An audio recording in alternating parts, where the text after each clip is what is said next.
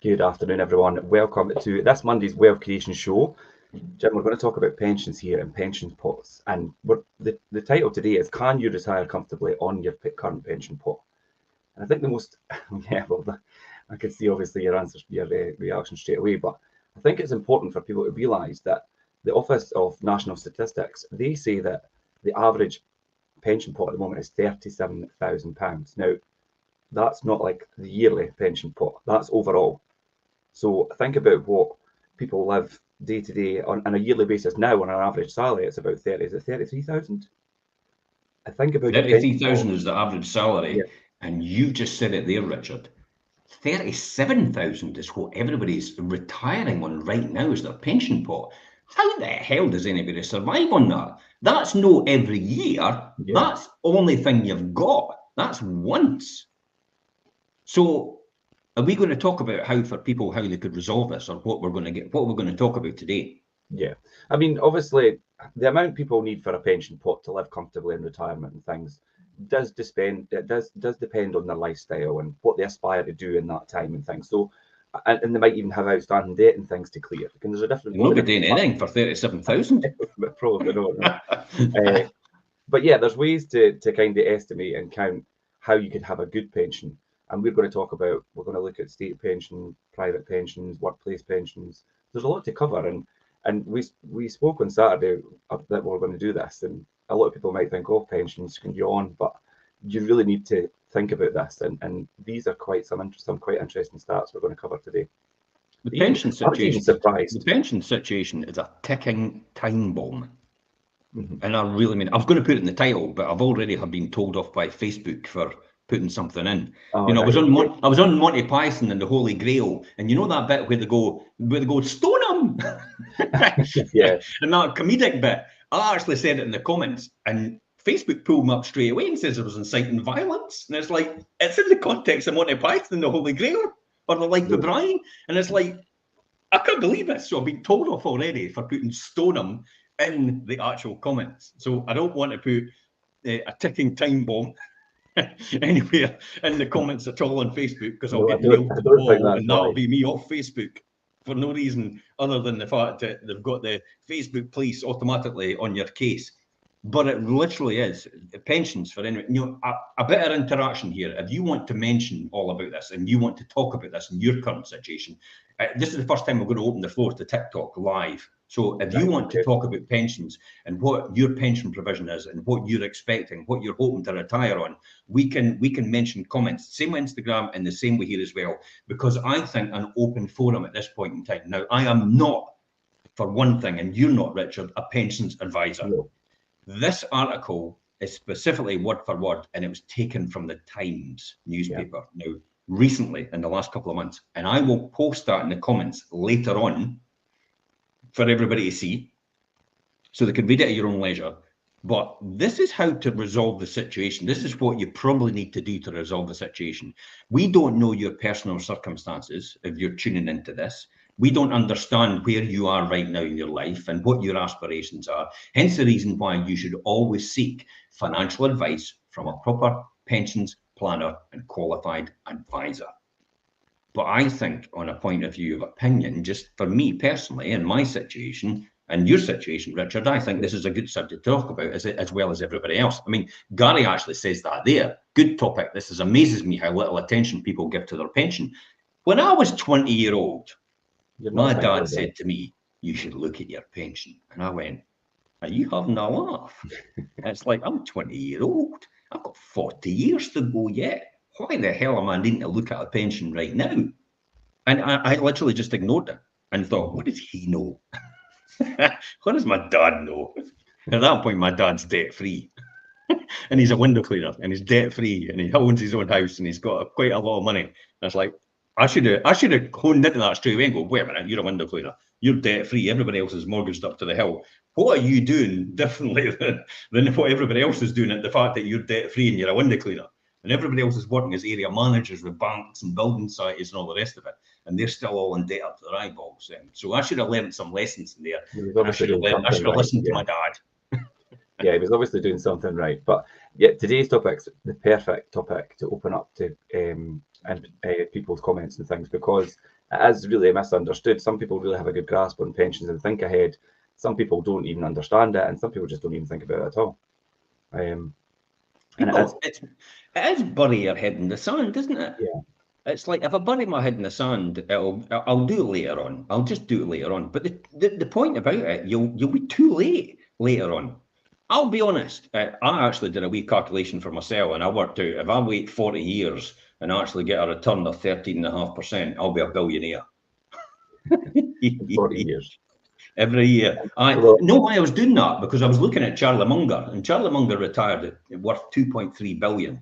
Mm-hmm. And I thought to myself, what would it take with what I've got now to be a billionaire? And when I'm 99, when Charlie Munger passed away, it's like, what would it take to get to there? Because I'm 57 now. I thought 42 years, that'll be okay. So 42 years, over 42 years, what have I got now? If I just sat and did nothing and I earned the right return every single year and I didn't do anything else, I just earned 13.5%, I'd be a billionaire in 42 years' time.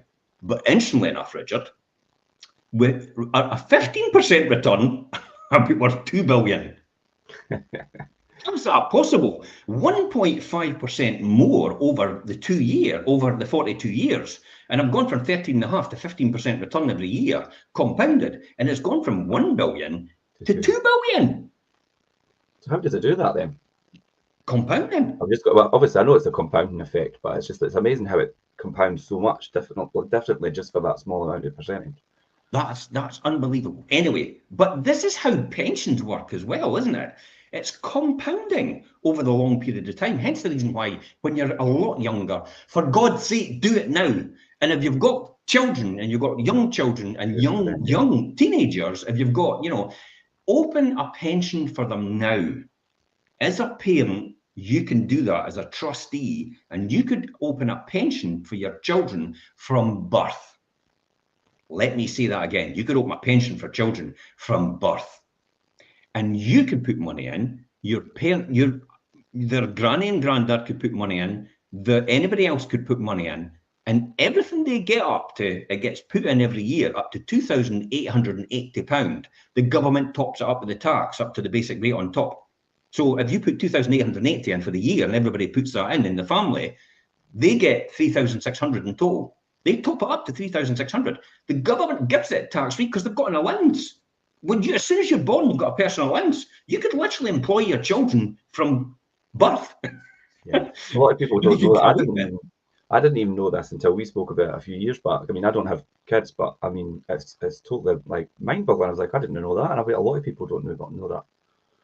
It's amazing. So as soon as I found out about this, I ran out straight away, and I got pension straight away for my children. And all I did was I worked it out. One's a bit older than the other, and I worked out £33 a month for Scott, £44 or £42 a month for Ben, and £77 a month for Tony. And by the time they all retire at 55, I will put a certain amount in, and they'll have enough. But remember, that's 33 quid a month is really 360 quid a year. That's all it needs to be. Now, if I do that and it grows at a certain amount, they will have £1 million in their fund when they retire at 55-year-old. By the way, I'm saying 55 years old. I want my children to have choices. Yeah, I want my children to have choices. I want them to have the choice to do what they want to do when they want to do it. See if you love what you do right now. Fantastic. I'm really overjoyed for you. I can't have enough enthusiasm if you love what you do right now. But wouldn't it be better if you were able to have a choice whether you want to do it or not? Mm-hmm. And you'd probably love it even more if you had that choice. And I could probably say, yes, you would, because I do that as well. So I have a choice to do what I do right now. I could do it whenever I want. I don't need to do it. It won't make any difference to my income at all.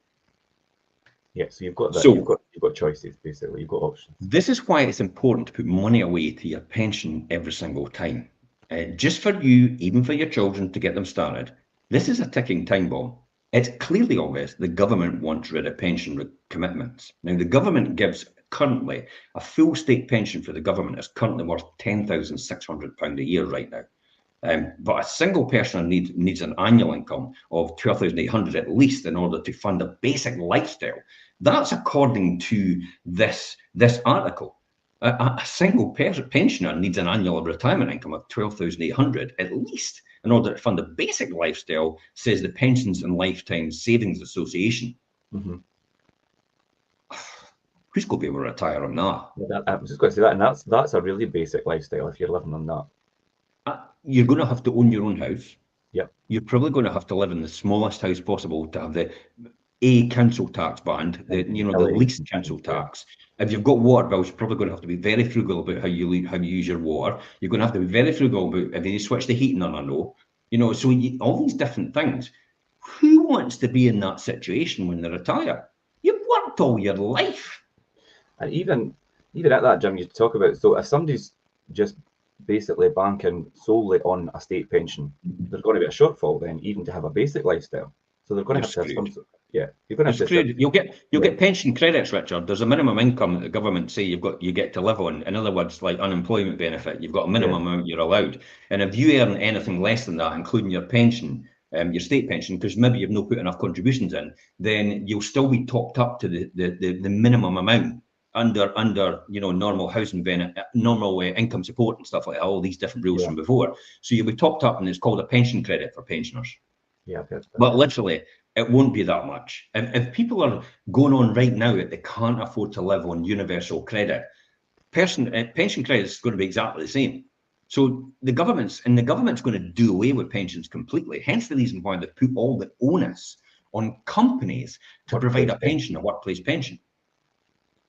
Now, if you think a workplace pension is going to save you, think again. You know why it's not going to save you, Richard?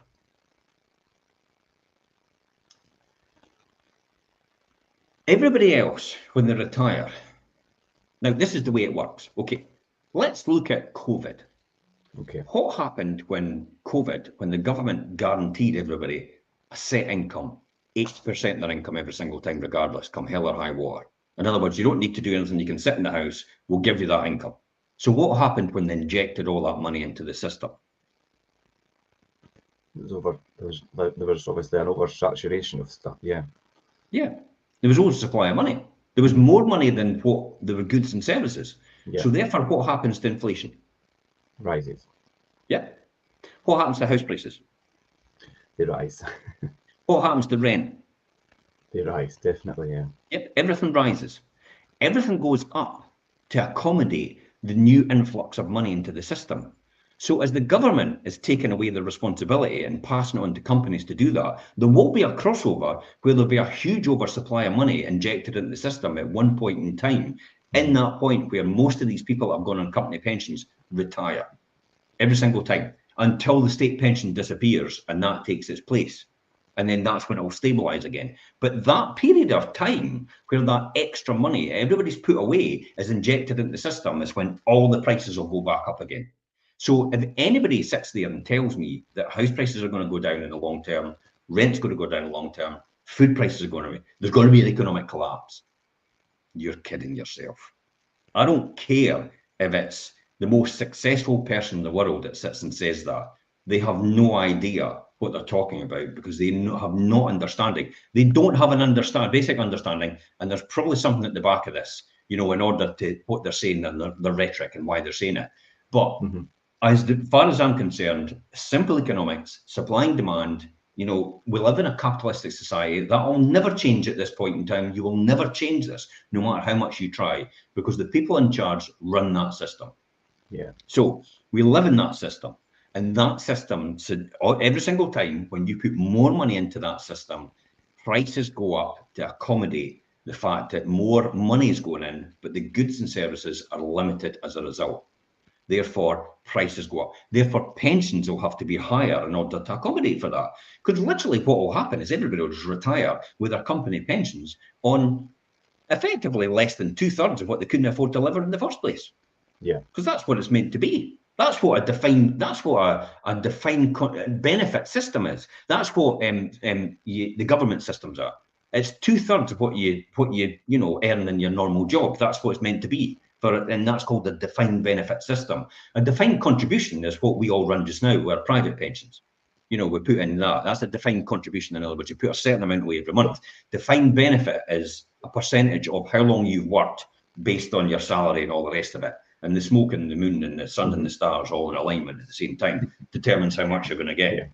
So it's a bit of dark art, although an actuary and a pension advisor will be able to tell you what that is. So get advice if you don't understand where you are right now with your pension, so you can actually forecast to know where you want to be.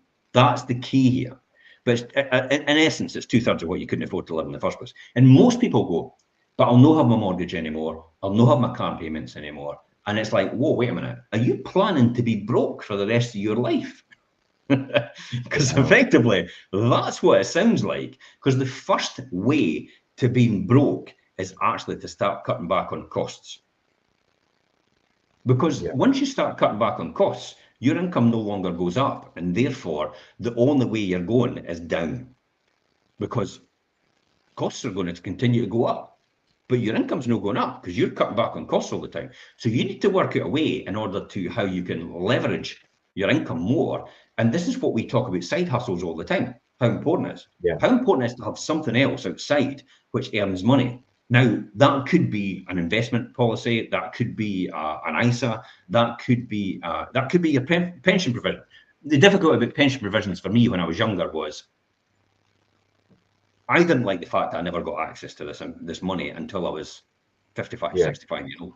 And I thought, I'm not going to put all that money away. I might not even, at that point in time, I didn't actually think I would get past 40. Right, okay. Genuinely, that's what I thought. And I thought, I'm going to put all this money in to get to 40 and actually get nothing out of it, because I'll be dead at that time. That might be the thought process of a lot of people. I mean, when you think about pensions, and people might not like investing too much in them because they think, well, will I make it, or I'm going to have to wait all this time to get that back? Maybe that is an off-putting thing, I think, for people. Okay, let me talk about the average lifespan. The average lifespan is 80 years old. So for the most people, 50% of us, or probably even more, are going to live past their pension age, definitely, because the average is 80-year-old. The average retirement at this point in time, according to the Office of National Statistics, is 65 for a man and 64 for a woman. So literally you're going to work all your life up to that point to have 15 or 16 years of quality life after that. But if you've not put away enough money for your pension provision, you ain't retiring. You're working till you die. And there's a lot of people working past the retirement age because they can't afford it. The statistics when I used to talk about this all the time. I used to do presentations about this, 30 years ago. When I first started, my mentor started as well. We used to do presentations that tell people about this, what's coming. This ticking time bomb is coming of retirement. That's ironic, eh? Something must have sunk in, because at 25 years old, that's when my journey started. And I started to really focus on the future and building wealth as a result. So thank God for my mentors at that time and what they used to tell me. But they said, basically what happens is, I think it's something like 36% of people at that time, I think 95% of people do not, can't afford to retire, basically. So 5% is wealthy, and something like the 5%, 4% financially free, 1% super wealthy. That's never changed. There's still a 95% group and a 5% group. Now, out of the 95% group, 54% retired probably on what they couldn't afford to live on in the first place, 2/3 of what they couldn't afford to live in the first place. I think 36% actually didn't even make it, or something to that effect. They died. I was just going to say, in terms of like at that point. And it's something like a small amount, like 5%, had to continue to work. So don't, I know the numbers don't tie up exactly, but there is a proportion. Gives an idea. But interestingly enough, 1 in 3 never made it to their pension age. They died before then. It's like, my God. But then they died, and then if you're going to die, what about the person you've married? What are they living on? What provision have they got? Yeah, I mean, what are you leaving them? Absolutely nothing. So for me, typical man, I have a responsibility to my family. This is my mindset. I've got a responsibility for my wife. I've got a responsibility for my children. I don't care whatever job they've got. They've got really good jobs and all the rest of it. Okay, really good job. That sounds weird. I think from your point of view, job really good. Okay, as long as you feel like that's another question. as a parent, aye, really good in job. I'm not really sure if that works. Anyway, so that's fine. But what happens when they get on later on in their life? You know, they need some sort of provision anyway, because it's the whole thing about, you know, you do. This is what happens. This is how people think they're going to become wealthy. If you ask most of the people in a survey that was done, you know, a few years back, but it's probably still applicable today, you say to them, how do you think you're going to become wealthy? Most people will say, win the lottery. Mm-hmm. You see it when we put a house on. Oh, I'd love to have that if I win the lottery. Win the lottery, I'll buy that, yeah. Every single time. Yeah, all the time. So my question is, 1 in 15 million actually win the lottery, according to that at that time. It'll be a different statistic now, but it's still way out there. The chances you win the lottery are pretty remote. The other one is, the next one in line, everybody said in the survey was, well, I'll inherit the money. Oh, right, okay. So who do you want to die then? Ultimately, that's what you're waiting on. Yeah. If that's Who do you your want to die yeah. to inherit the money then? When you think about that. So win the lottery, no chance, it's a slim chance. Inherit money, who do you want to die? Which is more than likely your parents or your grandparents. So these are the top two everybody thinks are actually going to make wealth. They're going to build wealth with it. These two things. Delusional. Completely delusional. This is why we have to make sure we put away a proper pension provision. This is why I'm doing it for my children now. This is why I've got them putting their money away now in a pension as a side hustle over and above. So they've And got the that. reason, the reason for Sean says, the mother-in-law. Oh God. Nice one, Sean. Thanks for chipping in. Oh dear. So the reality of that is, you have to provide for your children.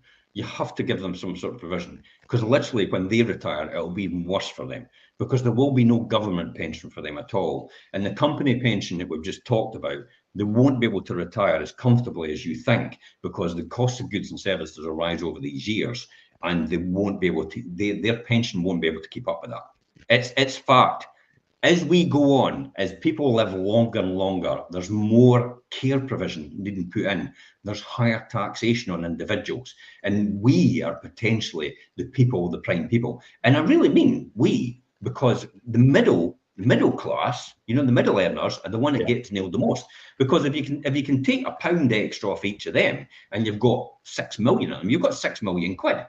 But if you take 10, 15,000 off, you know, 50 millionaires, it's not going to be that much in comparison to that. So this is why we're going about tax the rich, but you're not going to get taxed the rich, because the rich aren't that rich. In essence, the rich only earn enough to survive, and they're up to date in their eyeballs. It's the wealthy you need to tax, but unfortunately, you'll never tax the wealthy, because wealth is not taxable. Yeah. And you're never going to get through that. So this is what we need. This is what you need to do. UK state pension is 10,600. That is a fact. Single pensioner, according to the Pensions and Lifetime Savings Association, said you need 12,800 even just to survive. Assuming you qualify for the full government amount at £203.85 a week at present, or the 10,600, this means you'll need to find at least another 2,200 a year in personal savings to fund retirement. Adding to this, you can only gain access to your pension around about age 66, soon to be 67. As a result, most people are opting for private pensions, from which you can usually start releasing cash at the age of 55, and that is rising to 57. See what we're doing here? See what the government's doing here? Pushing it up and up, yeah. Yeah, every single time. They're having to fund all these things. They're having to fund old care provision. You know, I mean, do you want your granny to suffer? That's the reality. Do you want them to suffer? No. Well, we're going to have to fund for them. We're going to have to find a place for them. We're going to have to, you know, do you want your children to do you want to have to pay for education? Probably not, because that's not the way forward. So you need to make sure the education system funded properly. Do you want to pay for your police service, your fire service, and all the rest of it? No. Well, that has to be funded. So you have to fund all these different things. And that's what taxation is there for. That's only going to get bigger and more creative in how the government do it. And eventually they're just going to go for everything. Look how they went for dividends. Dividends never used to be taxed at all. And then they taxed them. And then they're taxing dividends on pension funds as well now. I really didn't know that. Yeah, they do. They tax dividends on pension funds now to get that even more money. And then they're taxing capital gains. And then they're taxing, and then they're taking away capital gains allowances, and then we're taking away dividend allowances. So, you know, at some point in time, there's going to be nothing left to get. This is almost like raiding. This is like selling off the silver in the family. You know, you've only got a finite amount of resources in order to survive. So you sell everything off. This is how most businesses die. This is how Tillis Russell, the paper makers, went to the wall. Because when I was with Tillis Russell, all they kept doing was selling off the land for housing. And at some point, I remember at a board meeting, we were talking, and it was either me or someone else said, at some point, we're going to run out of stuff to sell off. We're going to have to make some sort of provision for long-term investment in this company. And Tillis Russell's no more. Yeah. And most big manufacturing companies are no more as a result of that. So this is why the prime example of the manufacturing companies and the investment and the investment in the future for them is exactly the same example of us and the investment we must make in our future as well, in our pension provision. It's the most tax efficient way possible, isn't it? Yeah, and I think for what you're saying there, Jim, and what I already think anyway, when you talk about workplace pensions and the state pension, if it's still around when even I retire, or if you're going to be eligible for it, you should really just be looking at them as a supplement to what you've already got, and your personal pension and other side hustles, whether you've got a portfolio and something else generating income or setting you up in your later years. You don't bank on the state pension or workplace pension. God forbid, Richard. I reckon one day the Bank of UK will turn around and say, we just can't afford pensions anymore. We've decided to stop. That's it. It's fundamental as that. I think there'll come a time where they'll just say, we've not got any money left. We're skint. We're broke. And then we'll look at every other country in the world and they go, we're broke as well. And then we'll wonder what we're going to do next. And it's like all the people that have actually managed to put away some sort of provision or some sort of income, it's not dependent on the ability to perform later on in their life, will manage to survive, and they will have at least some sort of comfortable lifestyle, whereas everyone else will have to continue to work until they die. That's not a great prospect. I was just going to say that's a scary prospect to think about. Yeah, I'm 57, right? And I'm 57, and I'm thinking about all these guys that do intensive labor, you know, when they're doing their work, really heavy duty stuff. And I think, God almighty, I don't think I'll be able to do that anymore. I remember, you know, with me being a landlord and starting off in the early days, I remember I used to house the fridge freezers and washing machines up and down the stairs myself on a barrel, you know, and I used to take them up myself. And then somebody else, I know somebody else used to help me as well. You know, after a period of time, we used to both take them up together. But see, lifting a couch or lifting a washing machine now with someone, geez, that's hard going. Yeah. And that's intensive on your body, and your body sometimes won't be able to cope with that. Therefore, it wears out quicker. You want a bit more, you know, better quality of life. Hence the reason why Musk talks about automation a lot, because the reality is that at some point in time we're all going to have to have some sort of quality enjoyment, and I think we're going to have to get to the precipice first and look into the abyss before it actually changes. So let's look. You know, Richard, you pulled together some figures about looking at private pensions. Yeah. But first of all, let's talk about how you can take an income from your private pension. Again, this is from the article for the Times. Yeah. So let's look at that. How do you take an income from a private pension once it's due to mature? Okay. So yeah, like you say, Jim, before thinking about how much income you're going to actually get from your private pension or even your work pension pots and things, you need to think about the different ways you could actually take the money out of there. And you can take 25% of your total retirement savings at tax-free, and that's, you could do like a lump sum thing as well. But you could also do, what about pension drawdown, Jim? That's what it's referred to as the 25%. Yeah, I mean, you can withdraw some tax-free money directly from your pension. It's up to the 25%. The remainder invested in the same plan. Long-established rule to avoid taking out more than you just avoid taking out more than 4% every year. 4%, so your funds last as long as you might need them. In other words, they're planning, the pension provision is actually planning on you just living for another 25 years. Now, I don't know about you, but at 65-year-old, I'm trying to achieve 150. Yeah, well, I've got another 85 years. yeah, I've got another 85 years. Yeah. I've got to fund myself. I'll have to sit with a begging bowl outside my kids' houses, just asking for money every time at this rate. But Gary puts this very carefully. Now, listen to this. This is key because I believe this 100% what Gary said there. State pension will be means tested within the next 20 years. Start with a high threshold so that many really don't complain about it. You've nailed it, Gary. You're on the money there. And then the threshold won't rise with inflation, just like allowances, personal allowances. Yep. And suck us all in. And it's like what he said there. I've discarded it completely from my plans, and so have I. Yeah. I have, if I get a state pension, the 10,600, which we're on track to get, and we more than likely will get it. It'll be a bonus. Yeah. I never ever planned for a state pension. For me, as I said before in successive shows, this was all about Monte Carlo or bust. If I am not a millionaire by the time I retire, I deserve everything I get. I'm glad I made it. Yeah. That could all change though. In a flash, everything could disappear. I'm not planning on that happening because I've kind of got everything built as safe as houses. Excuse the pun. Income as safe as houses as well. But here's another way you can actually take your pension. That was pension drawdown, so that's your tax-free up to 25%. So what is an annuity? Annuity, well, some people get confused with this.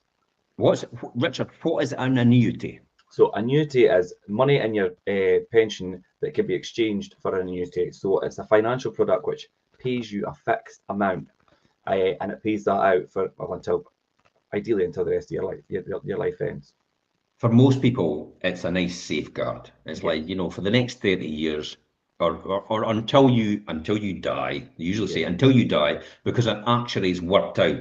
Now, the reason I know about actuaries and all the rest of it, I actually started at Standard Life, and I was going to be training to be an actuary in pensions at that time. Thank God I got out of that. It's like, apparently everybody says to be an actuary, you've got to have your brain removed and a different brain put in. That's what actuaries are like. Sorry, Michael Craig, if you're out there, Mike Craig, because he's an actuary with Standard Life. So an actuary is the person that calculates how long people are going to live, and what their pension pot is.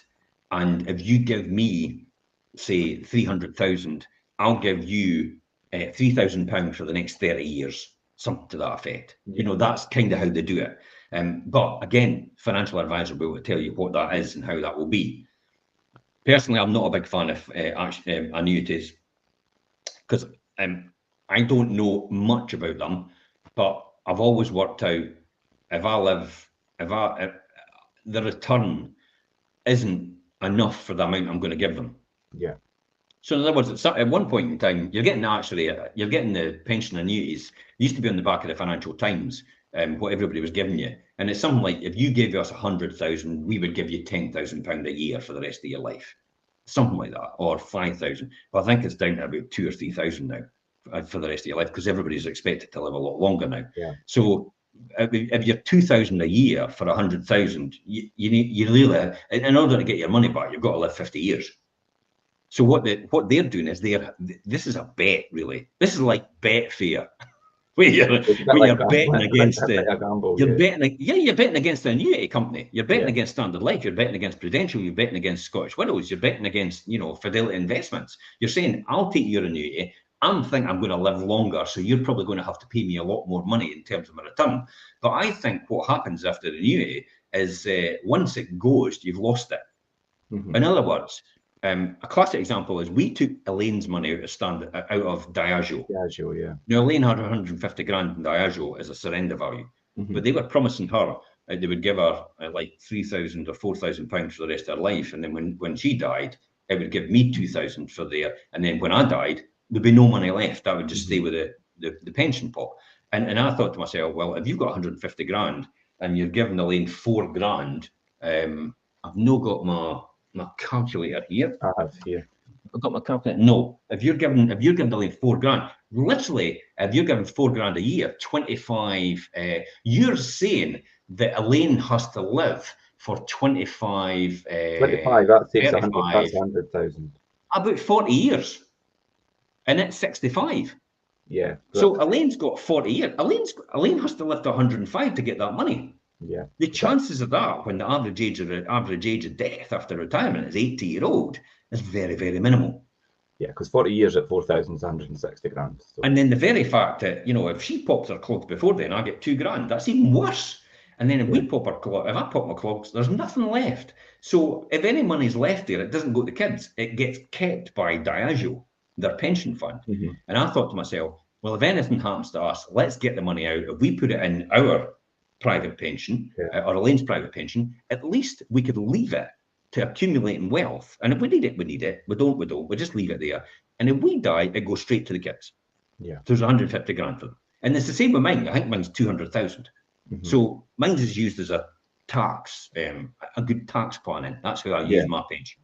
It's a good tax planning measure. So it's 180 grand, 200,000. So again, if we pop our clogs, it goes to the kids. And that was the whole point of it.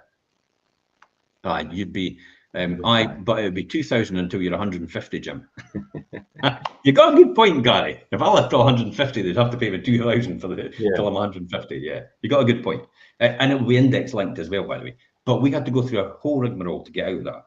And this carry on about George Osborne saying you could just take your pension out anytime you want and spend it on anything you want is bullshit.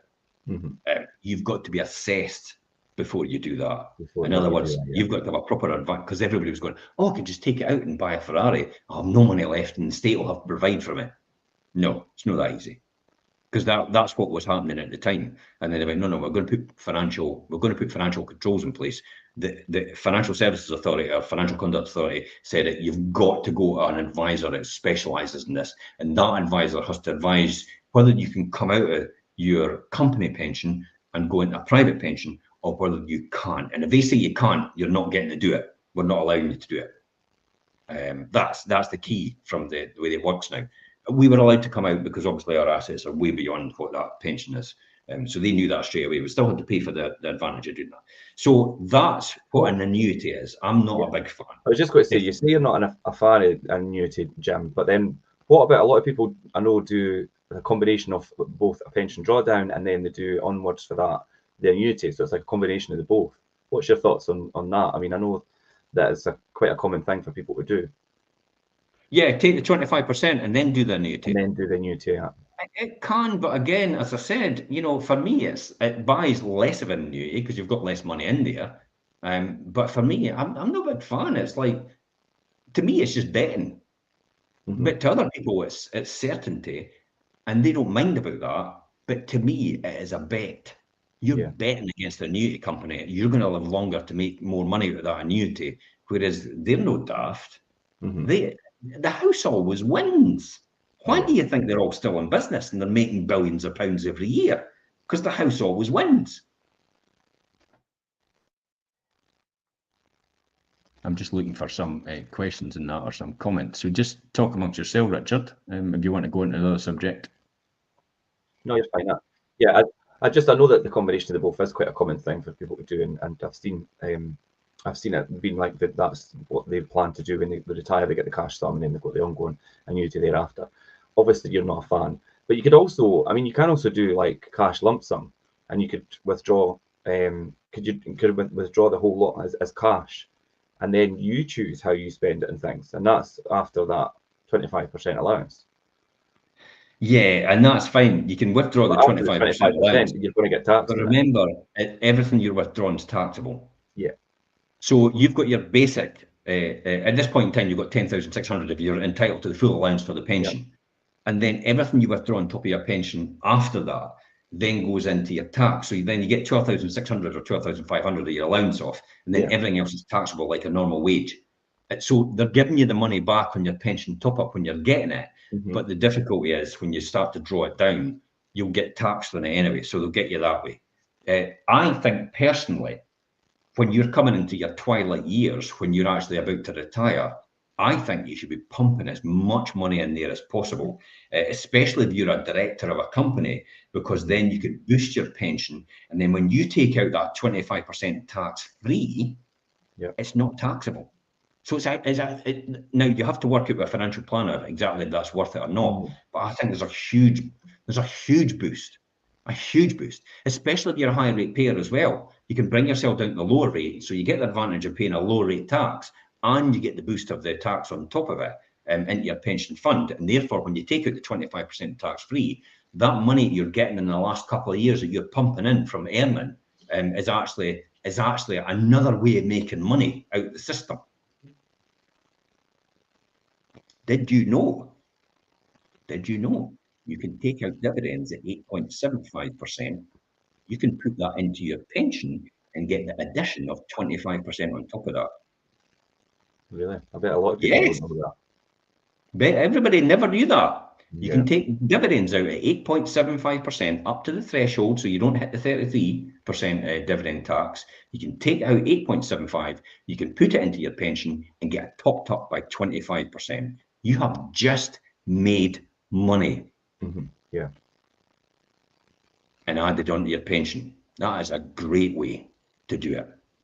And these are all plausible things. And this is like Hillary Clinton standing there and going, "You're taking advantage and you're avoiding tax and all the rest of it." And Donald Trump stands over at Hillary Clinton and says, "But it's all your pals that have put it in place, and they're all doing it as well. It's all your donors." And that's exactly what the government's doing. It's all the people that they pay for their donations for their parties and stuff like that. They're all doing it. That's why it doesn't get taken away. I think it's not right, but that's the system we operate in now. Yeah, and if that's the system, you've as well taken advantage of it. Absolutely. It's good tax planning. Yeah. So I spoke back at the beginning there, Jim, about obviously the Office of National Statistics and things saying that 37,000 was the average, and the average pension savings for people aged about 55 and up to state pension age is almost about 37,000 according to the latest figures for the national statistics. So I mean, what regular income could we really get for 37,000? I mean, a quick question on TikTok. Did you say you could put a pension into a trust? I don't know is the answer to that. It could be a possibility, but you need to speak to a proper pensions advisor. So you had said, Richard, you had said there, what does £37,000 of a pension pot give you? That 37,000 is the average pension pot, according to the National Office of National Statistics. If people have right now 37,000, my God, we can't even live on 33,000, which is the average salary for most people. How the hell are we going to retire on 37,000? I do not know. But the average pension savings for people aged 55 and up, state pension, 37,000, cost according to the Office of National Statistics. What regular income can you do? Well, if you took 25%, for example, tax-free. So you did the drawdown, yeah, that would give you 9,250 to spend, or save, or invest elsewhere. Then you'd be left with 27,750. The estimated annual income would then be round about £1,110 a year, or £92.50 a month. Sorry, £92.50 a month. Yes, a month. That literally doesn't even cover your heating bill, by the way. And that's before tax. Dearie me. That's quite bad. I mean, I think this is. I am having to laugh at this because it's the old thing. You'll either laugh or you'll cry, because it's like, oh my God, you're joking. £92.50 a month after tax. If you're on the average, most people in this country are on that. That is the average. There's 50%. There's 50% above. There's 50% below. even worse, 50% below. Oh my God, they've got no chance. So this is where the government have actually predicted they've got a huge burden to actually take that on. So assuming you retire at age 66, when the state pension age kicks in, you can choose to withdraw 4% a year. Added to the full state pension of 10,600 a year, it means your total annual income will be 11,710. Broken down over the year, that would be £976 a month. As this is within each individual personal allowance of 12,570, there will be no further tax to pay. If you choose not to take the 25% lump sum, your annual income with your private pension would be 1,000. Yeah, I had to check that again. Your annual income with your private pension would be 1,480 quid. Annual income, 1,480 quid. That's £123 a month, based on an annual 4% withdrawal. This would take your total income at £12,080 or £1,007 a month. Thank God we've gone over £1,000. Literally £1,000 a month you'd have to survive on, and including the state. That's including the state pension. This would still be within your personal allowance. How many people at this point in time could survive on £1,000 a month? It would be a very basic living. I don't think anybody will survive on that. If anything, yeah. You'd need the state to come in. You'd need them to join up. You'd need to take pension credits. You'd need to have housing benefit. Yeah, the time you factor that's the key there. Actually, Peter goes on, the scariest thing is young people are opting out of pensions. That's mental. That's crazy. If you're a young person right now and you've got a job, okay, even if you not got a job, put money away right now in a pension. Yeah. Even no matter what it is, discipline yourself to do it. And then that money stays in that pension every single time you do that, and you don't miss it because it's always there. If you get a salary rise, put that in your pension. Put it away, yeah. So you don't miss it. And then you curb yourself to do that. And that keeps going into your pension every single time. But young people, sometimes they're opting out. Now, I'll opt out our company pension. I don't need it because I'm a director. I'll just pay myself, a certain amount of a pension from the company when I need it into the pension, depending on how I want to plan it. For yourself, Richard, you get a company pension, but you top up as well, and you should top up as much as you can, but you should also put additional voluntary contributions in over and above. Some companies say that in their criteria, so read your contract for your company, that if you put a wee bit more in, they'll match it. Yeah, they match it to a certain amount, yeah. They will. Now, under the legislation, they've got to do a certain amount, but some companies are saying they'll put more in if you put more in, up to a certain amount as well. So it's another big bonus. Take advantage of that, for God's sake, because the compounding wealth, as I said before, if I wait 42 years, earn 13.5% every single year, I will be a billionaire at 99 years old. If it's 15% return, just 1.5% more, I'll be worth 2 billion at 99 years old. 1.5% more over 42 years. Took me from 1 billion to 2 billion in terms of worth. That's mental, eh? And that's the difference. Just these small incremental improvements, these small incremental gains building up every single time will make a fundamental difference overall. It's interesting, sorry, it's interesting what you said there, obviously, the question, the bit that you read out, that young people are actually opting out of pension. I mean, why do you think they're doing that? I mean, is that because they're thinking, well, I'd rather take the money now? It's me all over again at 20-year-old. Christ, I've got plenty of time in my life. I need all my money now. I want the money now. I want to go to Ibiza. I want to go on fancy holidays. I want a fancy car. I want to eat out and I want to, I'm courting a partner. So I want to wine and dine that person. And I want to be impressive. I want to get on TikTok and I want to show people. I want to get on Instagram and show off to people what I've got. I want my branded clothes and everything like that. There's going to be a lot of regrets for that when they're older. When they've no money to live. Listen, I'm the biggest person I would say, if I wasn't where I was right now, I'd be sitting regretting it if I didn't have a pension. Oh yeah, definitely. And big time. Hence the reason why I've done it for my children now. I mean, my children will be probably really successful later on anyway. I don't care. I know it's there for them if they need it when they hit that age. They'll probably value it more as well, actually. And then if I need to help them, I'll help them with my own money. for deposits for houses and stuff like that when I want to. You know, I learned a big lesson by my mother and father. My mother came to me recently and said, you know, when we split the house up, once we go, we're doing our will. You know, there's 40 obviously, and so and I went, give it to the children. Yeah. Before she even finished, and she went, oh, that's what I thought you were going to say. I went, yeah, because I don't want another headache for inheritance tax. Yeah. Because I'll just have to find another way to get rid of it in some shape or form. And if I give it to the children, then it's a potential exempt transfer for the next 7 years. They're not popping clogs before then, they're nailed. Yeah. So give it to the children direct. I don't need it. Don't give me it. However, I said to her, you should have given me it when I needed it. That would have been more helpful. Yeah. And I've learned that lesson for my children. So if they need something now and they've not got it, then I'll help them with it. That doesn't spoil them. Newsflash, that will not spoil them. That will not put them off. That doesn't make any difference to them at all. It's just the way, it just, your children will mirror you. So if you're responsible with money and you build wealth and they see what you're doing and you work and your ethic is work, your children more or less duplicate what you do. Yeah, they'll do the They same. become you, literally. How many people are an exact copy almost of their parents?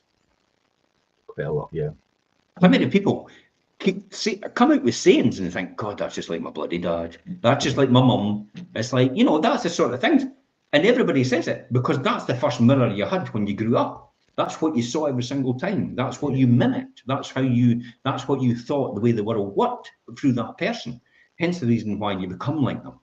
So if you set the right example, then they will be the perfect mirror for you. And if they say, you know, that's it, ultimately. So if you're good at what you do and you save for the future and you invest for the future and you don't make rash decisions all the time and throw caution to the wind and all the rest of it, then your children will probably end up being the same. I'm just saying, Peter says, very true. People do mirror their parents. Absolutely. You can use 25. You can use the 25% as a deposit for a buy-to-let. Yeah, exactly. Yeah, exactly. You've said it. Yeah. You know, I think it's Sporley. Yeah, Sporley. I'm not sure who that is though. Said you can use your 25%. So some people actually invest that money in something else. They buy into a business. They invest in. Maybe they invest in. Some people just go on a holiday. It's like I always wanted this holiday of a lifetime, and this is the time to get it. You know, good on you. Yeah. It's like you've probably worked for it. You've probably got the calluses on your fingers and everything like that to show all that. Good on you. I could only applaud you for working that hard in order to build that wealth, in order to get that really good pension pot. I celebrate people like that. So you can this 37,000. You could also buy the annuity. Now that will give you a monthly income of about £102, an annual income of about 1,227 with an annuity. This is after taking the 25% tax-free lump sum, assuming you start at the age of 66. And a single and want an inflation-linked policy whose value increases each year in line with the retail price index. No surprise I'm reading this, by the way, because I'm not an advisor. And this is straight out of this article I'll put in later on. Yeah. So the lump sum is 37,000. The drawdown after income is to just bring it into. That's just a recap of what you've just. Yeah, the recap. Drawdown after income 25% is £92.50. The annuity month after income with 25% tax-free withdrawal is 102. Assuming you withdraw 4% a year and retire at 66. That's it. So they're expecting you to last for 25 years. So if you're at 65, just say they're saying 66. If you're at 65. 70, 80, 90. They're expecting most people to last to 90 now. That's how they're planning. Right, okay. So they're expecting you to live to 90. So if you pop the clause before then, you've lost money. So when you see that example, here's my irony. Did you hear that? If I pop my clogs before then, I've lost money, and that'll really annoy me beyond the grave. That'll piss me off something rotten, knowing I've died and lost money.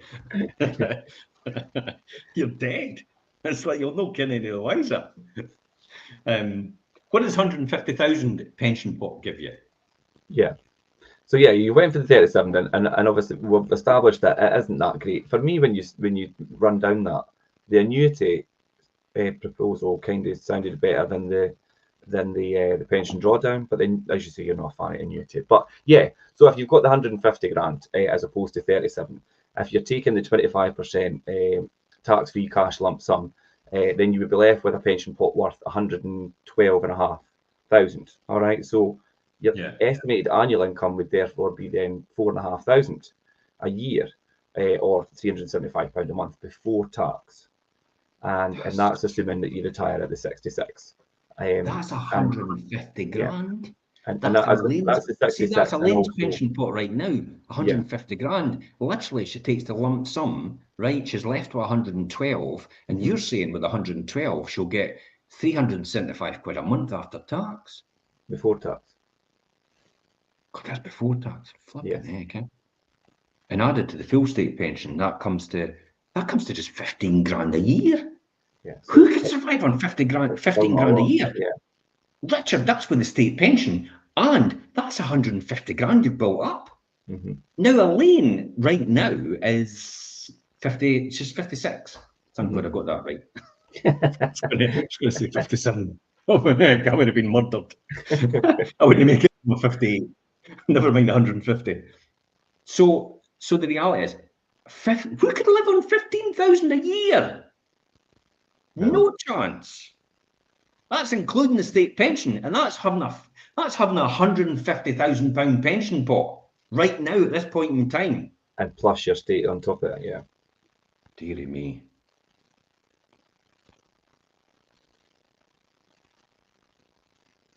So that you'd still be subject to the basic rate tax, actually, because you're over your pension allowance. So you're over your personal allowance. So you'd receive 14,594, which is 1,216 a month. Nobody could survive on that. I'll be honest. That is literally that's breadline. Yeah, that's struggling. So 150 grand pot, and that, Elaine worked 16 years at Diageo to get that 150 grand pot that she's got. So think about if anybody works 40 years. I mean, I know some people have worked. Some of my friends have worked 40 years, and they were getting transfer values of 500,000, and it was like, hey, take the money and run. And it was brilliant for them, and that worked perfectly. There were a few of them got that at that time, 500,000. Oh my God, you could spend 20 grand every year just to the 500,000, and you've got 25 years worth of 20 grand a year. And if you've got interest on that, then that's even better. And then you've got your state pension, which is 10,000 on top of that. So you've got 30 grand a year of 500,000. We'll talk about that a bit more. I'm going ahead of myself here. But we're getting to the point where you understand where we're having to go with this. Even 150,000 just doesn't sound plausible for retirement, because that's including your state pension, and you'll only have 14,954 in your hand. If you choose not to take that 25% lump sum, it'll take your annual income to 16,600, and literally you'll be left with 16,094 in your hand, which is £1,341 a month. Which isn't that much of a vast difference, really. You're not going on holiday. You're not buying a new car. No. You're not getting a new house. You're not buying any new furniture. You're literally surviving at that point with 150 grand pension pot at this point in time. Later on, when the government obviously absolves themselves of any responsibility for state pensions, you'll literally be surviving on £1,341 a month. Wow. Then what about the annuity option for that if you've got the 150,000? Well, annuities now, according to this, you can get a monthly income of about 428 or an annual income of 5,146. You pop that on top. Money Helper suggests, online calculator, that's where that's coming from. They're saying after taking 25% lump sum, assuming your target age is 66. I'll be honest, who wants to retire at 66? Flipping heck, that seems ages away. I know. Christ, I retired at 38 and I still think I worked too long. It's true, though. I mean, but that's because, you know why that is, Richard? That's because I was around people that were retiring at 25 years old. And when I looked at people retiring at 25, I was going, what the hell am I retiring at 38 for? I should have been retiring a lot earlier, because that's people I was learning from at that time. But you're saying that's assuming you're assuming you're retiring at 66, you're single, you're in good health, and you want the value to increase with the price index. Let me say something. What is the likelihood of you having good health at 66-year-old? I mean, hopefully I would be, but I know like people that have knees have been I'm knackered. 57 and I've got knee problems already. I'm I know what's causing I've it. got a knee problem. My knee problems are just muscles. Yeah. That's all. I just need to build my muscles up. That's all. There's nothing wrong with knees. But there's a lot more ailments that happen when you get beyond 50. And you have to build muscle mass in order to support all your joints because they decay and they deteriorate. So that's why you have to continue to build your muscle mass around your joints to protect them. Or you'll have all these different ailments like arthritis and all the rest of it after that. So that's all the things you've got to look forward to at 66. And you're retiring. Now, do you honestly think about, have you ever watched, did you ever watch the film Dudley Moore and Bo Derek? 10. No. Well, they both ran along the beach. Okay? And they ran along the beach and met and cuddled, and he picked her up and flew around in his arms. What's the likelihood of you doing that at 66-year-old? That ain't happening. Yeah. You're certainly not going to be throwing her down in the sand and doing something else, because that ain't happening either, because you'll probably know, you'll not know what to do at that age. Possibly. But I'm making light of this, but literally as a 66-year-old, a lot of people are actually look at themselves as 66-year-old and they're written off. A lot of people right now, it used to be my class, when I look at them now, I think, flipping in, 57-year-old, you're a write-off. Never mind. And a lot of people, I mean, people might not even make it. Yeah, and so that's that. You've got nothing to live on at this point in time. Now, this isn't an advert for throwing caution to the wind and just pissing it up against the wall and living life to the fullest. This isn't what this is all about. This is a reality check to everyone. Yeah, this is me and Richard. This is you and I, Richard, saying to everybody, you need to seriously look at your pension provision. Yeah. If you're young or if you have children, you need to look at their pension provision now. Children's pensions are available and they're very, very minimal in charges every year. And uncles, aunties, grandparents, mums and dads can contribute to that. And it gives a top up of tax every single year. Please do that. I know Gary's done it. Gary is more than likely, Gary is one of the 5% group. I could guarantee you that. You know, Gary might not think that at this point in time. But the reality is he's chosen to put himself in that group. And at some point in time, he'll build that wealth to the point of financial freedom or super wealthy rich. That's the 1%. 4% is financial freedom. Yeah. And that's a choice you have to make. And that's done by your habits. Excellence is not anything learned. It's a succession of habits. It leads it to being excellent. That's all it is. And it's the same with saving for the future and investing for the future to make sure you've got enough money to retire on. So let's look at your, you said the annuity, and we go on to say that, and we talked about the annuity, didn't we? Yeah. And we talked about the 150,000 price point.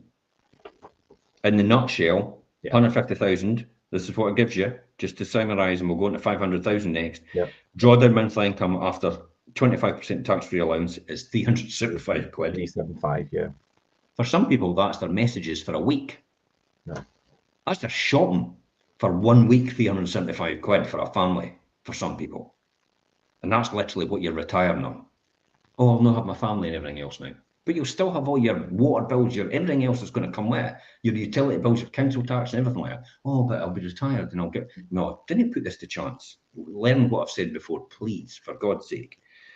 The annuity monthly income after 25% withdrawal is £428. And it's assuming you withdraw 4% a year after retiring at 66. 66, yeah. You're retiring at 66, you're too late. You need to do something now to retire early. For younger people, you'll not be retiring at 66. By the time you get to it, they'll probably be saying it's 70. I don't want to work to 70. I choose to work to 70, and I'll work for the rest of my life. But I've got a choice whether I want to work or not. And I think the fact that you've got the choice to do it makes it more exciting, and makes you more happy in the whole and content about the whole thing. It's when you don't have to do it. It's when you have to do it every single day. I remember at Macintosh when I used to sit there, they had these blanked out windows because the sun kept blaring in. So they put mirrors on to sort of the sun glaring in. But the problem was everything looked dark outside. So every time it was out, and then they had this bit in the corner that had broken glass, and it was just a wee tiny bit, and the sun shone through that. And I genuinely got to the point where I thought I was in a prison. Because I looked at that window and I looked at the flipping heck, it just looked dark and dingy. And then I looked in that wee bit in the corner, and the sun ray came in there straight away, and I thought, why am I here? that's how bad it got for me. But at that point, I knew I could walk away. I knew I was earning 6 times more income than I was in my job. Yeah. And part-time. It's like, that's mental. And I still thought I needed to work. It's like, are you nuts, Jim? Get yourself a bit in the job. It's ingrained in people to think that that's the way it should be. That's what I was always told. Yeah. You work till you're 65, and then after that, you just bide just down until you die. That's literally how I grew up. That's what everybody was told. Work till you're 65. So it's the home to work thing. You go to school, you stick in at school, you get an education, you come out of education, you get a job at 16, or you maybe go to uni and then get a job. And then after that, then what you do is you work for the next 40 to 50 years. And then you retire. But the only thing stopping everybody from retirement, it's nothing to do with age. It's everything to do with money. Money. Nailed it, Richard. Retirement is everything to do with money. And if you've built enough pension fund up, you can retire a hell of a lot earlier than everybody else. Company pensions will not save you. Everybody else has got them as well. You'll just have the same standard of living as everyone else. Yeah. And that's exactly what they've got right now. So even though you accumulate all that wealth, everybody else is accumulating the same wealth in their company pension as well. And when you all get to retirement age, you'll all have the same income to spend, and therefore all the prices will move up to that price point. Exactly what's happened now after COVID. And you spoke there, Jim, about these, like the guys for Diageo, and they're walking away with 500,000 and things. We're going to look at that just finally, like the 500, having a £500,000 pension pot. And I mean, people will think half £500,000, and that feels like a lot of money to have invested in you. But I mean, how far will it actually get you? I'll be honest, Richard. I think you need at least $1 million to retire now. I think you need at least $1 million to retire, have a comfortable lifestyle. We've got to talk about what 500,000 gives you. And some people might think, oh, I would love that. But I think you need $1 million. And I this is why I'm basically begging people to take out pensions for their children now from birth, because the compounding wealth on a pension is huge. It will literally be, and we've got a show on this before. Yeah. We prove beyond a shadow of a doubt, if you take it out for a child at birth, and you put 2,880, you don't need to put that in, and they top it up. It comes to over 50 years at 144,000 you've put in over 50 years. Now, your children could end up putting in, because they'll start work and you could just take away the liability from yourself, and they put it in. So at 144,000 they put it in. And I think it ends up topping up to 165 with the government, with their contribution. But you're putting 144,000 in, and 2% increase, it comes out something like 400,000 a pension pot. 400,000 a pension pot, by the way. And you're only putting 2,880 in every year from birth for 50 years. Mm-hmm. I mean, literally in 50 years' time, 2,880 will probably buy you a pint of milk. So it's about perspective, because it's not 2,880 in today's money, it's just 2,880 in that time. So that's how we're looking at it. So it's that 2,880 is going to deplete in value over the years, but it still shows the example. So up 2% improvement every single year in growth is, and UK equities, by the way, is 4%. 2% improvement is £400,000. Yeah, I think it's round about that. A 5% increase every single year brings you to around about 900,000. But a 10% every single year brings you to about 6 million. Yeah, it's crazy. It's the same money. 10% every single year, compounded, brings you to about 6 million rather than 400,000 at 2% every year. And all it is compounded at a higher rate. Yeah. That's how it's important to take it out now for your children. To get financial advice, take something out now, start now, even if it's 50 quid a month, even if it's 10 quid a month. Something's better than nothing. because it gets them in. It also gets them into a plan of, oh, I've got a pension. Great. I need to contribute to that. I guess Teaching your children that they've got to contribute to the long-term effect. So when they get a job, what do you think they do? They just, it's normal. Mirrors.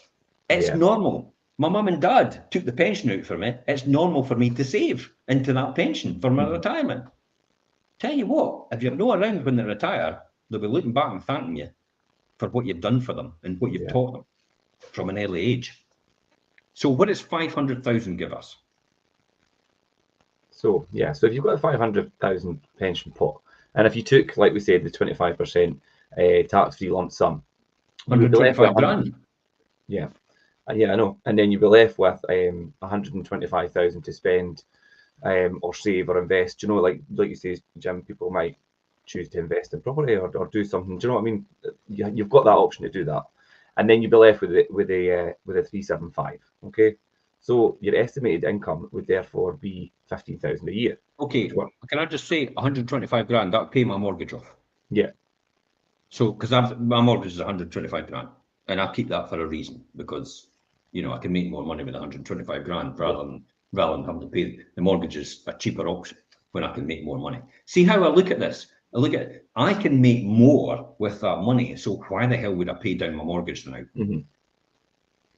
And if it comes the other way, then all I do is I cash in what I'm making money on, and then I go and pay my mortgage off. Yeah, if you needed to. Job done. It's a win-win situation I've put myself in that respect. So 125 grand would pay off my mortgage, so I wouldn't have that anymore. Now the mortgage for me right now is round about 800 quid. I have an offset mortgage, so it doesn't cost me anything. I just actually put that 800 pound to bring the equity down, the loan, because that's how they do it on an offset. So you've got 375,000 left.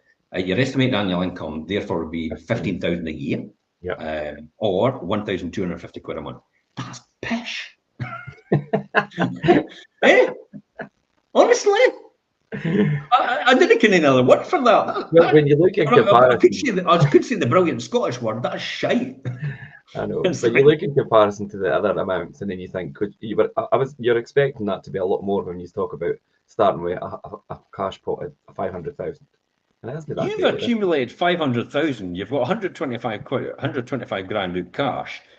Somebody will go and run and buy a Lamborghini or something like that. Well, you would struggle, but you get a second-hand one, or a great car, and that's all gone, and therefore they've got nothing left except 15,000 a year or 1,250 a month before tax. Again, assuming you're 66-year-old. Yeah, and the 4% a year, obviously. But let's add the state pension to it then, if you're eligible. Like I say, when I get to that age, I don't think I will be eligible. I don't think it will even exist, but time will tell. But let's say your total annual income is 25,600 or 2,133 a month. Again, your earnings above the personal allowance, so have to be taxed. So you'll literally get just under 23,000 in your hand every year. That is still crap. That's a 500,000 pension. Yeah, I was just going to say, it's not what you're expecting to get for a 500,000 pound pension pot. If you choose not to take the 25%, so leave it in there, you've got an annual income, your private pension would be 20 grand. Now we're talking. When we get to 20 grand, I like that number. It's a nice round number, everything up from there. So adding the state pension, take your annual income to 30,600. Now that's getting nearer the average than now. That's more acceptable. But basically, you've got nothing else other than that income. So literally, that's assuming that you're retiring at a 66-year-old again.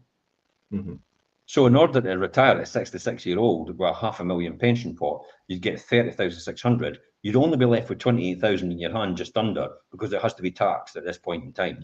But that's it. You get 28 grand for the rest of your life. You're not really doing anything. You could probably, but what could you do for 28 grand? Sooty says, is this a scam? Pensions definitely are a scam. That was a great. Pensions are a scam.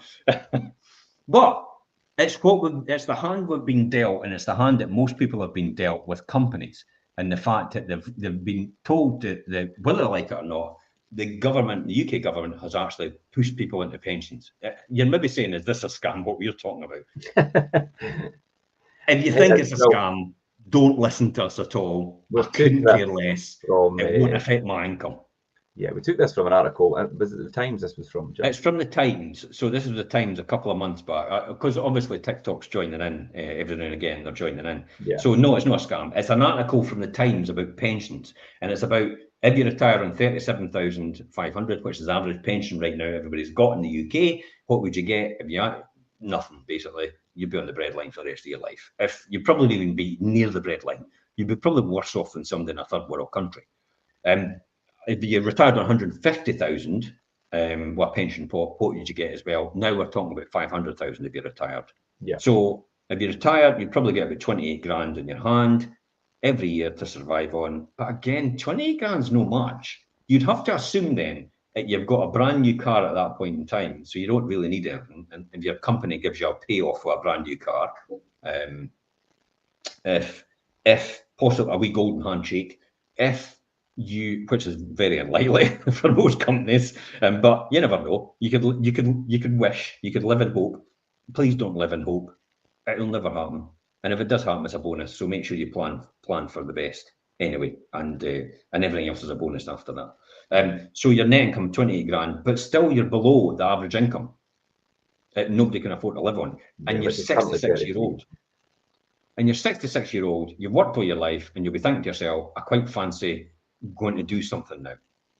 When you've really got to be able to do that on 28 grand a year. Yeah, you'll struggle. Yeah, you'll struggle. And that's a 500,000 pension pot. Hence the reason why I say you'll have to probably build up a pension pot at this point in time to retire or have some prospect at like $1 million. It has to be. I think. I mean, there's proponents out there saying how to live a really good lifestyle. You've probably got to have at least 5 million to be in your pension pot. And that is really good thing. But again, seek financial advice. But for people out there that actually are listening to this, or listen to this podcast, and they're thinking to themselves, "God, it's like this is doom and gloom. Is this a scam?" It's like, it's reality. Don't listen to us. Go and get the facts. Find out from your pension providers. Find out from the people that know what they're talking about in terms of pensions. The people that are authorised by the governments, wherever you are. This is somebody possibly in the US. Yeah, I'm assuming Peter, I'm not really sure where you are. I'm 26 and I'm aiming for 1.5 million at 55 with LISA, Lifetime Investment Savings Allowance, or something like that. Okay. Yeah, LISA. And my DC pension, I'm not really sure what DC pension, defined contribution pension. We're going to make assumptions there. Thanks, Peter. Yes, I think that is, you're 26-year-old, and I would be aiming for at least 1.5 million at your point in time. Yeah. That has to be the case. He said yes, it is.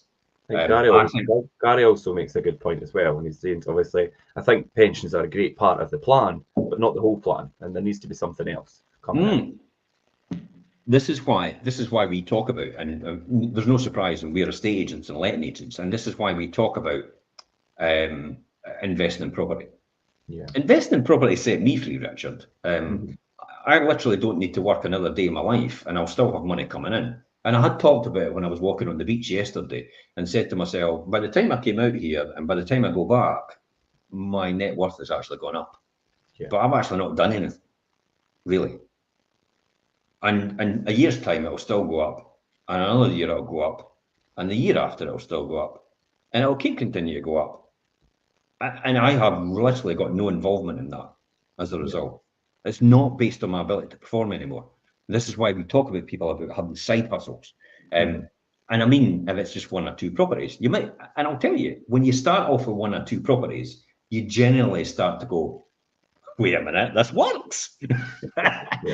This actually works, because that's what I did. It's like when I started off 30 years ago and I bought 1 property to prove that, and I thought, I'm just going to prove this model, because if it doesn't work out, I'll sell the property again. I've not lost anything, but I've proved it doesn't work. So I thought to myself, I'll just start and see how I get on. And then after about a couple of months, I went, holy shit, this works. This does not, it does actually work.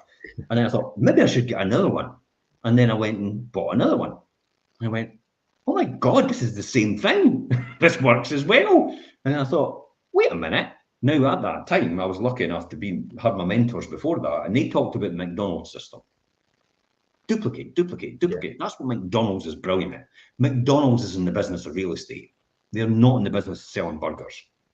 They say it quite openly in their report, their annual report. We're in the real estate business.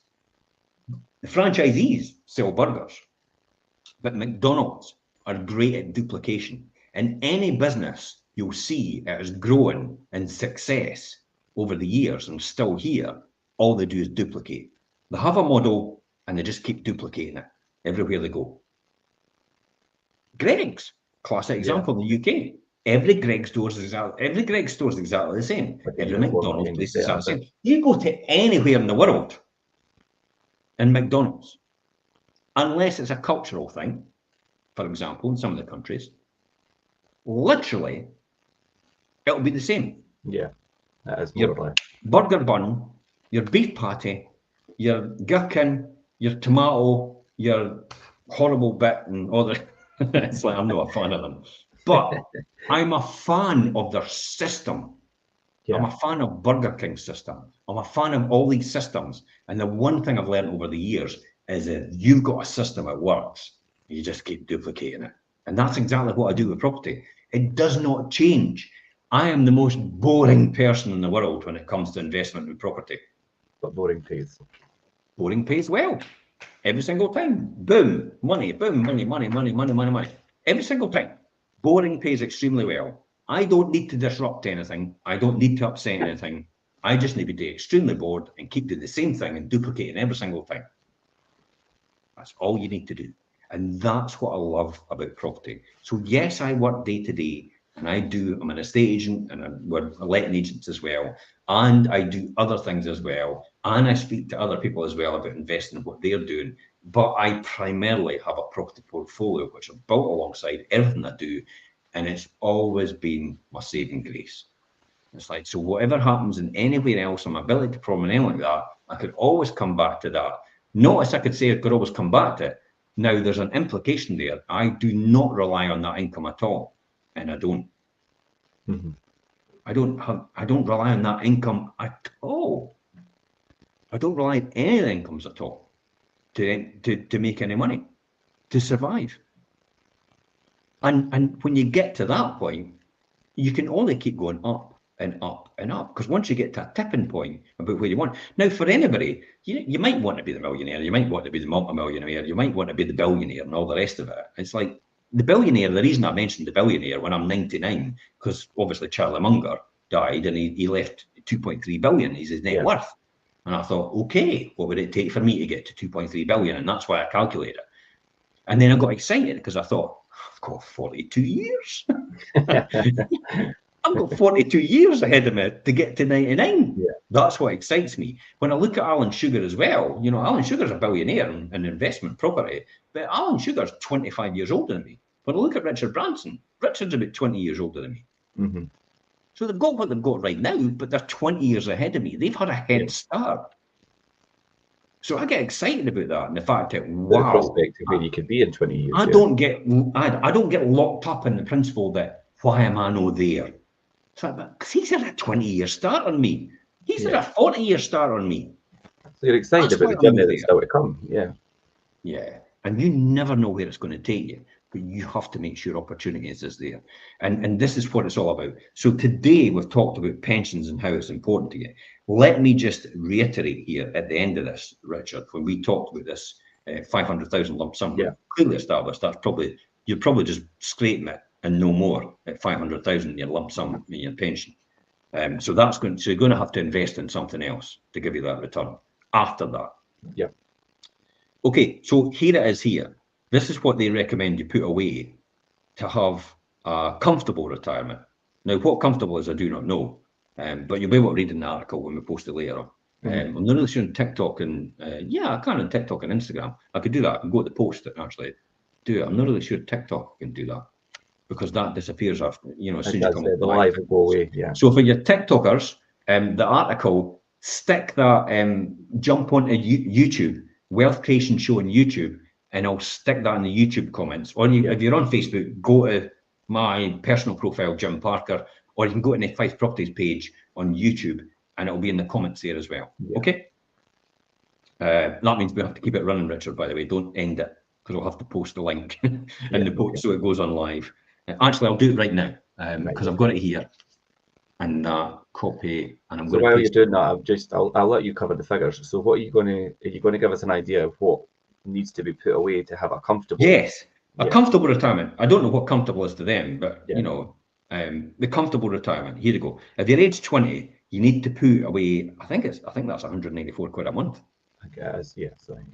Age 30, you need to put down 253 a month. Age 40, 351. Age 50, you're screwed. Because it's 591 a month. Quite a lot, yeah. And that's just comfortable. And that's just For comfortable. having So luxury. what about a different level of living? Yeah. There's no way. It's no possible. So you know you and this is going to be a real shell shock to a lot of people. If you're age 20 and you want a luxury retirement, you're going to have to put £555 away a month. That's a lot of money to try and put away. That's mental, isn't it? Mm-hmm. But I did it. And there's people. I did more than that. Yeah. But I didn't put it in a pension. I put it into property. You invested it, yeah. Yeah, I put it into property because that was my pension. That's what I relied on completely, and that's what I knew with conviction I could build. Mm-hmm. So I took that money, if not more. We got all our basic living down at £1,000 a month. At that time, 30 years ago, our whole household budget could survive on £1,000 a month. And everything else I had, including the money I made in my buy-to-lets when I was building it, was reinvested back in to buy more houses, to refurbish existing houses, to keep buying, keep building, keep building, keep building, keep building. Now, we proved if you do that, first 5 years, you've only got about 4 or 5 properties. But after 16 years, you've got 28 properties. Yeah. Wow, 28 properties. Earning at least £1,000 a month, £1,000 a year, 28 properties. That's 28 grand a year, and you're still doing it in your part-time. Because I managed 35 properties when I worked as a financial director myself, and did most of the repairs and improvements myself as well. It would kill me, but I managed. But you could. So if I could do it, anybody else could do it in a smaller scale, definitely. At age 30, a luxury retirement. If you're age 30 right now and you want a luxury retirement, you have to put away £722 a month. Age 40, £1,003 a month. Age 50, £1,690 a month. You have to put away for a luxury retirement. And that's at 66, by the way. For the 20-year-olds, that's 46 years away. That's an eye-opener. I think for as far me, as I'm concerned, Richard, for me personally, property is the best performing asset class ever. 8,000% it's grown in the last 50 years. Inflation's gone up 1,400. Yeah. 8,000 versus 1,400. That is a no-brainer. Plus the fact, if you've got them rented, that's not including the earning, the money that all these properties have as well. Mm-hmm. So if you top that on it as well, the 8,000 now becomes a hell of a lot more. Yeah. Yeah, and I think a really good recap for what we've spoke about today, from our perspective as well, and I'm sure you'll agree, Jim, is obviously don't rely on your state pension. It might not even be there. Don't rely on a workplace pension. Think of it as an added bonus when you get it, if you've got it set up. Have your private pension up and running and now, if not already. Get that done now, no matter what age you are. And I think ideally, even though you do that, you're going to need some sort of side hustle or, like you say, property investment to really allow you to live at that level that you want to live at, or you're going to be just the basics. Can I close off about a side hustle? All these people that think that they don't have a side hustle. If you can do homers, if you're an electrician, a plasterer, a gas engineer, or anything like that, you could do homers for people. You could literally do one homer a week, right? And that money could be invested into a pension or anything like that. And we proved on a previous show that a guy, it was night shift. He used to go to the pub on a Sunday night. Instead of going to the pub, he would do the night shift. He'd earn himself 200 quid for doing that. And over the next 10 years, he put that away. He had 100,000 or something. If he invested it properly. 100,000 just out of one night shift every week. All it takes is one side hustle, one home up every week for 200 quid, invest it in something, make it build, make it compound over time for you, and you will be in exactly the same position as me at this point in time. Maybe we could all visit Necker Island together next year. Yes, I am going back next year. Yeah, I know you are. There's a surprise.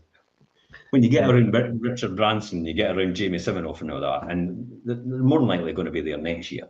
And it's the lessons you'll learn. So we're going to talk about that on Stephen Brown's Lunchtime Learnings. I'll share that after the show, actually, on my page, on my personal page. I'm going to be talking about what I learned in that week from, just observing Richard and also observing Jamie and Lee and David of Lombardi, which is the Italian fashion house. Lee does all the jackets for the rappers, the Swarovski crystals.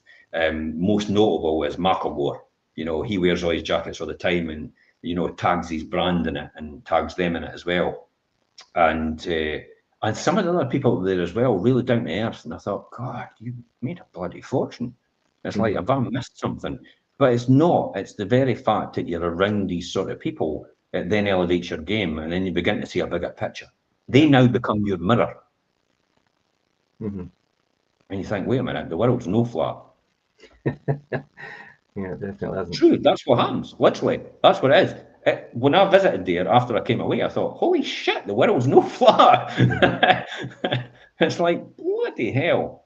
It's like, and I think for me, it was the point of readiness. That was the perfect point of readiness. If I'd done that sooner, I would have gone, I would have been in awe. Oh my God, Richard Branson. It's like, can I kiss your feet? But not really took in what you needed to. Yeah, at this point in time, it all made sense. And I genuinely thought, I deserve to be here. And this is natural. This is normal for me to be about these people.